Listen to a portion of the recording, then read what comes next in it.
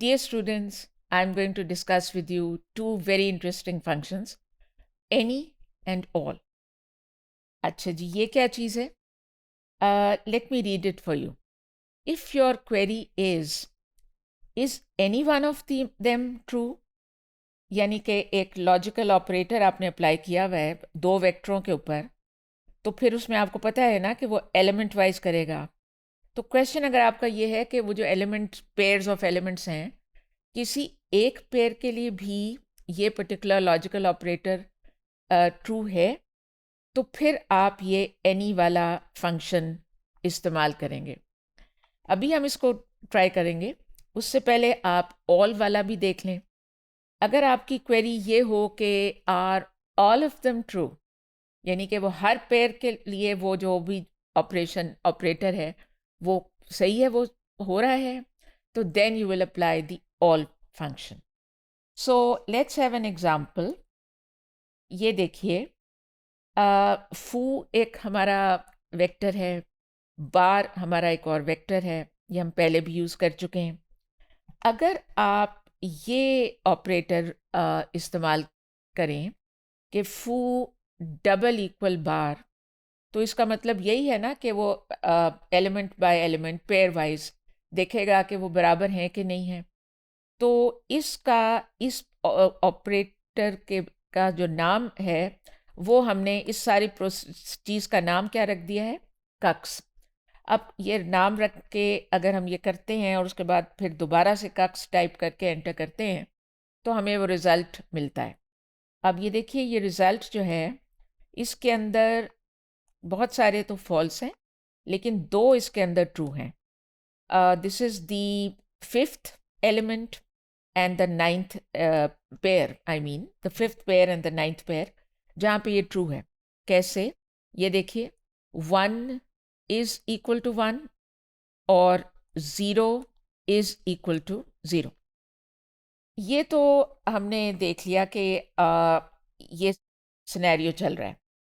अब अगर हम ये एनी फंक्शन अप्लाई करें इसी के ऊपर, तो इसका क्या मतलब है? वही जो मैंने पहले कहा था कि ये सारे जो हैं इनमें से is any one of them true, किसी एक के लिए भी ट्रू है, तो उसका जवाब उसने क्या दिया है? ट्रू।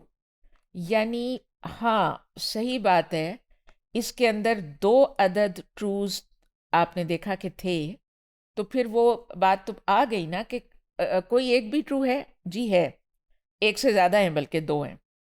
सो ये उसका जवाब आया। अच्छा, दूसरा जो है ऑल वाला, अगर आप लिखते हैं कि ऑल कक्स, क्या ऑल ऑफ दम सारे के सारे ट्रू हैं?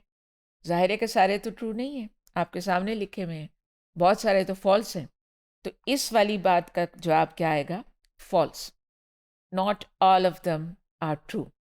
सो this is very interesting, right? अब इसका एक और एग्जाम्पल भी देखें।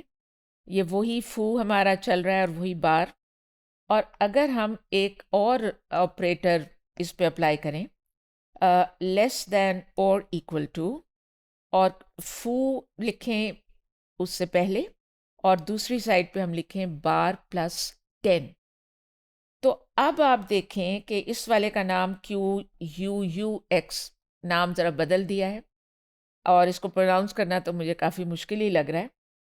अब इसमें देखें कि सारे के सारे ट्रू हैं, क्योंकि देखिए ना, अगर आप ये for example 3 is less than 14, क्योंकि 4 में आपने 10 ऐड करना है, एंड 2 इज़ लेस देन 11, और कोई भी ले लें, वो सारे, चूँकि वो 10 इतना बड़ा नंबर ऐड कर दिया हुआ है दूसरे वाले में, तो वो सारों के लिए वो ट्रू है।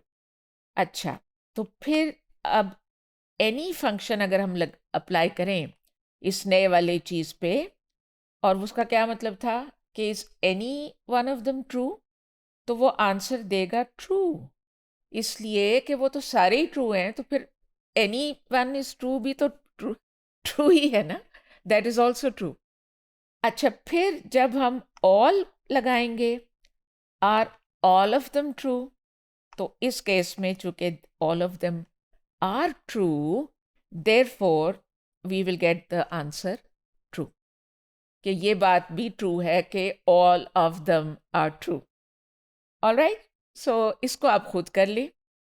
You can do it on R, try it and see what you get.